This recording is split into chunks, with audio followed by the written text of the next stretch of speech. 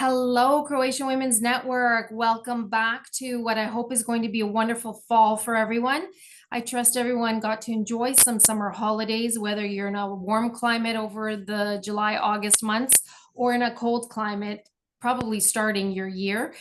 I'm thrilled to come back and begin our regular bi-weekly podcasts. And with me today, I'm delighted to introduce to you Judi Krizmanić Živić, who mostly lives in the USA. She'll tell us all about her world travels with her husband. Judi is a Croatian Woman of Influence Award winner of 2024, the class of 2024, in the category of Leadership and Innovation. And she's going to share with us why she is so deserving of this award and recognition. Like many of, and almost all of our Croatian Women of Influence Award winners, is a woman of many talents and even more projects. And I often question when she and others sleep. But I suppose that's what makes them so accomplished and so inspirational. Judi, welcome. Dobro nam došla. Thank you so much, Caroline. It's great to be here with you today. Thank you. Now, Judi, are you in the US right now? I know you had a busy summer of travel. Yes, we got back 2 weeks ago today. We were in Croatia for about 5 weeks. So the real reason for our trip there was the Croatian Fraternal Union's Tamburica kroz Generacija festival, which was absolutely amazing. So every year the Croatian Fraternal Union has a festival, usually in July, for the kids, the juniors. And my husband and I, Ron Kruno, and I both grew up with playing tamburica since we were like 7 years old. So we've been doing this until we were 21, and then once we graduated, we couldn't play anymore. So the Croatian Fraternal Union realized they trained so many tamburaši who still enjoyed playing.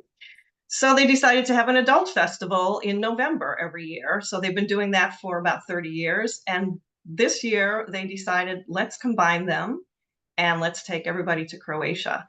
So all the groups did fundraising for a couple of years, and we had 36 actually performing groups, I believe, but 41 groups were represented because some groups combined so they could travel together.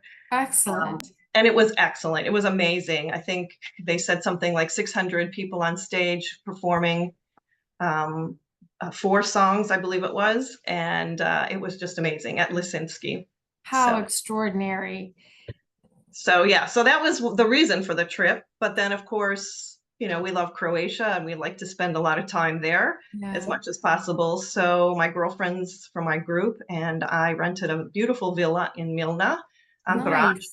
And we did the Croatian life for a week, which was amazing. The girls actually got to play. The girls are from SADa. It's an all-girls tamburica group from Cleveland. And very talented group, lots of fun, great entertainers. And so we went to a restaurant one evening and the girls started singing a little bit, and the owner was very impressed. So, the reason actually we went to this restaurant was they had a huge van, and of course you've been to the islands, so you know how tight the streets are. And the navigator took them to the restaurant, but they couldn't move once they got there. And so the driver, Nisi, was trying to back up. And of course, it was a stick shift van, which she's very capable of doing. She grew up on a farm, so she knows how to back up a tractor and everything. But she was struggling. So the owner came out and said, let me do this. Let me fix this for you. Well, he did. And so they said they would come to the restaurant. And then they started playing one night, and the rest is history. We had a great time with them. How fun. There really is something extraordinarily special about playing tambura or performing folklore or being in Croatia doing the Croatian thing that we've grown up doing. There's really, it's an indescribable feeling, but it really, I feel like, completes and fills your soul. Oh, absolutely. The first time I performed in Croatia was 1976, again with the Junior Festival. That year I was 21 years old, and so I was still allowed to perform. And I remember being in downtown Zagreb on the Trg, and we played a song that was probably banned at that point. But our director was, old school, and it was a beautiful song, very patriotic. And I just remember looking out in the audience and seeing a young men, hugging each other and crying. And I realized then that this is my country. I Yeah, still get emotional about it all these years sure. later. I What was realized the song, this is, Judi? it was "Ooh Boy, Ooh Boy." Oh, that was very brave in It was, 1976. absolutely. So we did have some incidents on that trip, actually, but I won't get into Oh, that. But yeah, yeah, it was a pretty interesting. It was yeah. a great trip. I mean, the minute I set foot in Zagreb, I knew this was not a foreign country to me. It's home. It felt like home. Yeah. The food tasted like Baca's. Everything smelled like Baca's house. Yeah. Just going past the bakeries Oh, and yes. everything. The Turkish coffee at the time was everywhere. Yeah. So everything was familiar. I just loved it. And so we've been trying to go back as much as possible since then. Gosh, I can tell you as a fellow tambura player, having to just learn to play Uboy is a feat in and of itself, never mind the rest. So Yeah. well done. Judi, so you often say that you're officially retired from your full-time career, life career job, but I would Yes. argue that you, like so many of our Women of Influence award holders, are probably more busy now than you were then. And you and your husband, Ron, started Cropel. Tell us a little bit about the purpose of Cropel and what it is that you do. Okay. So we started this company in about 2017. Ron had been to Croatia a couple times for the G2 conference, which is a Yes. wonderful conference. And he found some business opportunities, and one of them was with a company called Sunchako in Sisak, which is a great story. If you don't know that story, you need to look him up. Matt Yeah. Sertich. It's a He's great story. wonderful. He and He's his really, family have done a lot. Yeah. yes, he's a real Croatian hero and very unsung, very wonderful person, just so unassuming. But Hugely successful and very humble. yes, and he's done so many great things for his hometown. It's incredible. And we looked at his example, and we didn't even know this in the beginning when we first started Cropel, but as we got to know his organization there in CSOC, we were just amazed at what he actually has done and continues to do. So the first time we visited him was in 2017 or 18, but we formed this company to basically help young Croatian entrepreneurs stay in Croatia. So we realized that there was a huge brain drain in Slavonia specifically. People were going to Ireland mostly. Lots of kids were learning IT skills, Mhm. but there was just no opportunities for them. And Slavonia was becoming a very depressed area. It was very struggling after the war. So people were leaving in droves. And we realized that these are jobs they could do virtually, literally from Slavonia on a hilltop or in a wheat field. So we decided, let's try to keep them there. The biggest, I think, problem for them was just entering a bigger market, Yeah. getting opportunities. So we have a huge network. Ron, especially, he was a salesman in his career, and he knows people in many, many different industries. All of his friends now, like us, are pretty much retired. Mhm. We're still young at heart. I think our generation is different than our parents' generation Yes. at this age. I mean, I'm going to be 70 next year, and it's like at 70, I know my mom was just ready to relax and enjoy life. Yeah. So she and my dad did do a lot of traveling, but I'm not ready for just that. I want to be more involved. So we found this as a perfect way where we could work virtually. So we try to make connections for people. That's basically it. We Love it. facilitate opening doors for them, introducing them, evaluating whatever products they have, and then working with our network to see if one of our experts can evaluate what their possibilities would be in a bigger market. What a And then we try to valuable help service. facilitate that. Eventually, at some point, we'd love to do some venture capital and Yep. help fund some of these things as we still work with other projects. That's will be our goal, is to help fund some of these ventures too. Now, one of the other activities you were doing while you were just in Croatia in July was a bit of a history lesson. I wonder Oh if you would yes. share with our audience what that's about. So we did have what we call the overview of Croatian history, and we held it at Matica, I'm sorry, not Matica Iseljenica, Matica Hrvatska, which we did purposely to help establish the two different organizations, because Iseljenica also helped a lot with the Croatian Fraternal Union's Tamburica festivals and cultural heritage tours. But I am a member of the National Federation of Croatian Americans, which I'm sure you've heard of. They started before, actually around the war years, and they really started helping to advocate on behalf of Croatia. And they've done some amazing work with really a tiny little staff of very, very dedicated, very smart people who helped actually turn the tide on the world's opinion of Croatia at the time. You know, the Western press was really not reporting accurately. And so this NFCA group really helped and still helps Croatia set the record straight and tell the truth about what's happening. And so I got to know Steve Rukavina, who's the president, and he is also an amazing guy.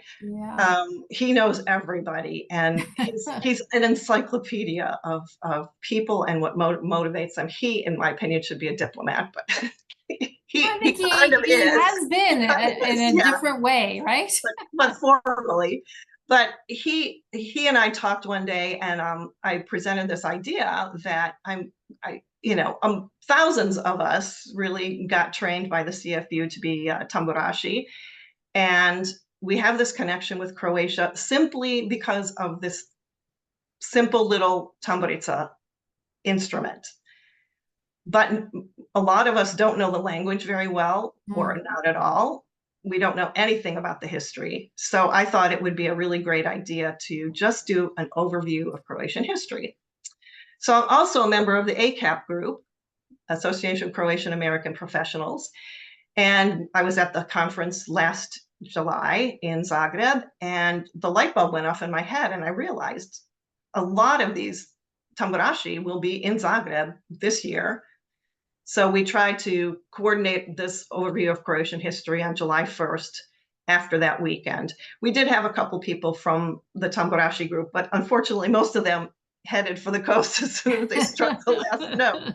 But we had a good turnout, and we had some wonderful professors from the University of Zagreb, and we learned a lot. We recorded the whole session, and our friend Biljana is going to help us actually get that loaded onto the NFCA's website eventually when she gets back from her trip. Wonderful. Well, when you do that, we'll be happy to post that as well on CroatianWomen'sNetwork.org. Thank you. Thanks. So the reason I got interested in Croatian history is because of my dad's history. He unfortunately just passed away May 24th this year. He would have been 100 in December. So we will still celebrate his birthday coming in December. Absolutely. But, I started recording his story when I came back from Croatia in 1976. Wow. Right after that trip, my sister and I moved out of our parents' house. We were one of the first generations to kind of get on our own. We grew up right in the women's movement where, women became very independent. And my mother always was very independent too. She taught us to be resourceful and independent. And we worked from the time we were like 12 or 13 years old. So at the age of 21, we were like, okay, we're paying rent at home. We might as well just pay rent at our own place. So my sister and I moved out, and we hosted our first Christmas Eve at our house. So we went to Baka's house for the traditional dinner. And then we came back to our house to have cocktails before we went to midnight mass. And my dad was sitting by the fireplace, and he just started talking about, the war years and his experiences after the war. And I was amazed. I was 21 years old, and that was really kind of the first time I really understood what my dad was talking about.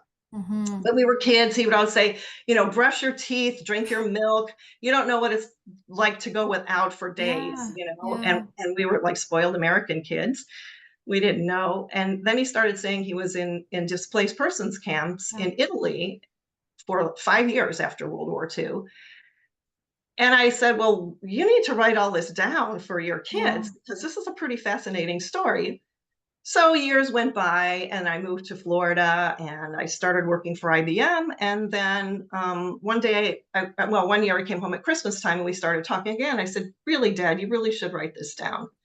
So he said, well, I kept diaries. I will translate them. Oh. So he literally hand wrote his whole story in longhand.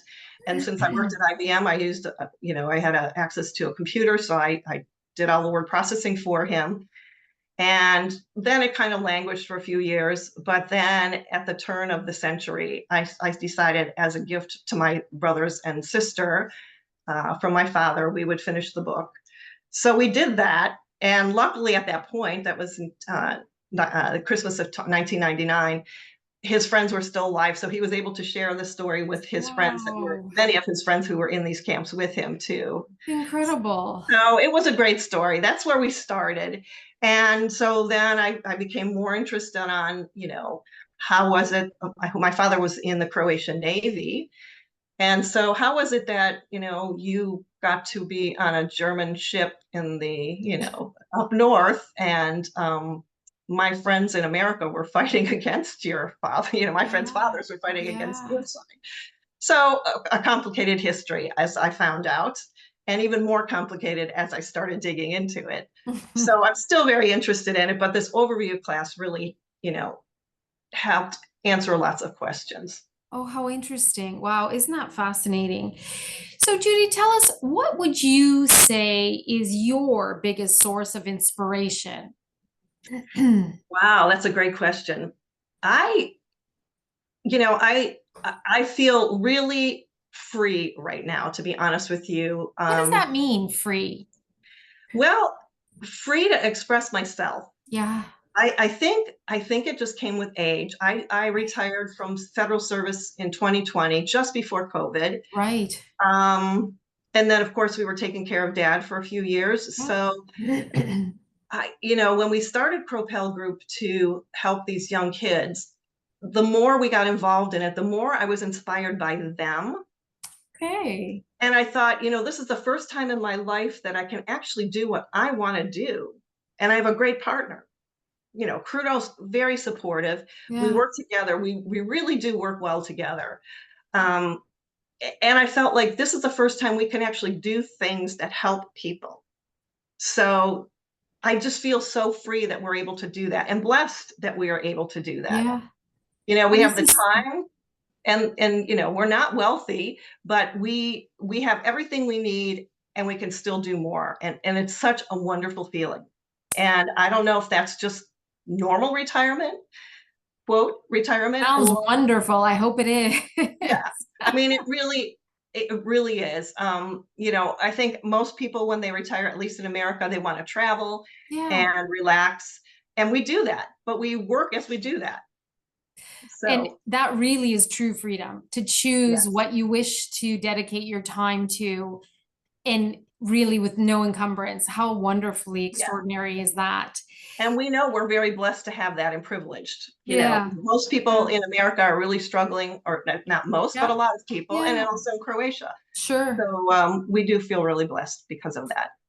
And I'd like to offer to the audience just a little bit of insight. I had the privilege of spending some quality time with yourself and Ron as we celebrated you and your class of Croatian Women of Influence Award winners this year. And there is something really extraordinary about the two of you.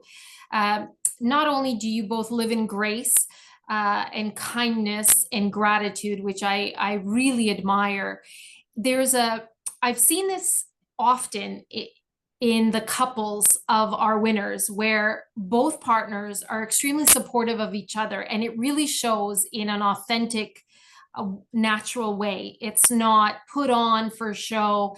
And there is a spirit there that's really palpable and is very enviable and is certainly aspirational. So congratulations on all of that. We're really proud of you. And it's a special thing to be around the two of you and couples such as yourselves. So you continue to be an example in all facets of life.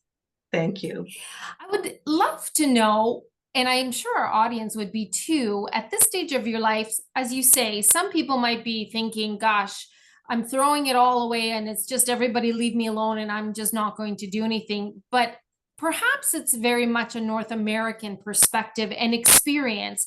It seems like 70-80 seems to be the new 40-50, in that there's a new energy that comes and a new drive to produce, to impact, to participate, to support, which is not armchair living and is incredibly inspirational. And so with that in mind, in this, I might call it legacy leaving part of your life, which may be very long and healthy, what is it that you would like to be known for? Oh, wow.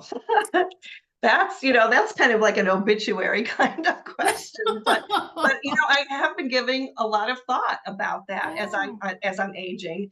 And especially being around my father, Yes. for a lot in this last year, and knowing death was coming. Yeah. I would just, I have been reflecting on this, because I realize now also that some of my friends are getting ill, Yeah. and some of them are dying. Oh, We're wow. at the Yep. age. And, up until now, we've led a pretty charmed life. We've had everything we've ever needed through the Yeah. sacrifices of our parents, Yep. and they taught us how to be good citizens and good people. And, we have a great faith. And I realized that, I think I would just like to be remembered as a nice person, just, Yeah. a good person that I tried to help people. Yeah. Sometimes I fail. I don't have a lot of patience sometimes, but I'm pretty chill, I guess. And I I would say just want so. people to remember, that we tried. Yeah. Yeah. I love that. So how would you define success then? From Oh, I what you think said? I think success is very personal. Yep. And for some people, it's amassing the most. For myself, it's just knowing that I feel good about what I'm doing and what Yeah. I've done. You know, I don't have, I'm not a goal-oriented person. Maybe I Oh, should be a little bit that's more. surprising. I'm not, I grew up in the whole, self-awareness, 7 habits of, Oh, yes, successful successful people. Yeah. people. And I tried that. It's a little too formal for myself. Yep. I do have lists. I have to live by lists, but I guess maybe those are goals. But I don't really have, like, I have to do this or I Right. have to accomplish this. I Yeah. kind of sort of go through life and let the experiences happen. And if the opportunity presents itself and I am very interested in it, and I am a passionate person, so if I feel that passion, I pursue it. I love that. So you really seize the opportunity. Yeah. Interesting. Well, thanks for sharing that. I'd like to talk about some fun things right now, a little bit of a Right. rapid response. What's Okay. the last thing you Googled? You. Oh, I actually Googled your name because I didn't know really what your whole background was. And oh. so yesterday I did. And I looked at some other podcasts as well from my Great. friends. Yes. What's your favorite ice cream? Mint chocolate chip for Oh, sure. mint chocolate chip. Yes. Nice. Where do you go, either physically or mentally, to recharge your energy? Because you have great energy all the time. Well, I would have to say, really, my favorite spot close to where we live is my back porch. We Okay.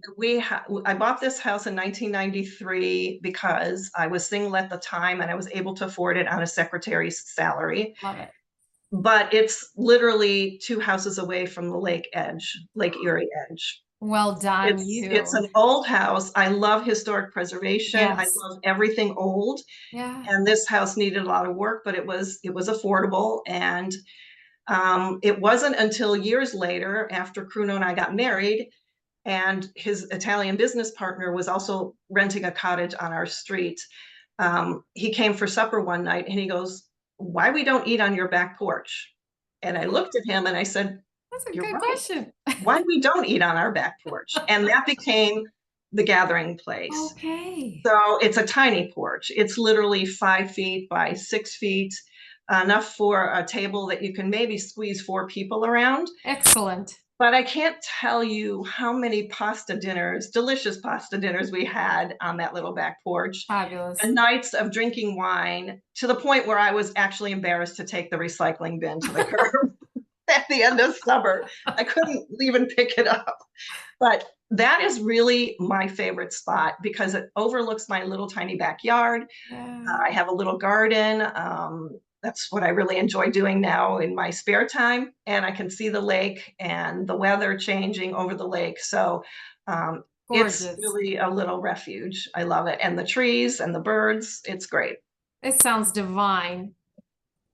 It is. Excellent. What are you reading these days? Oh.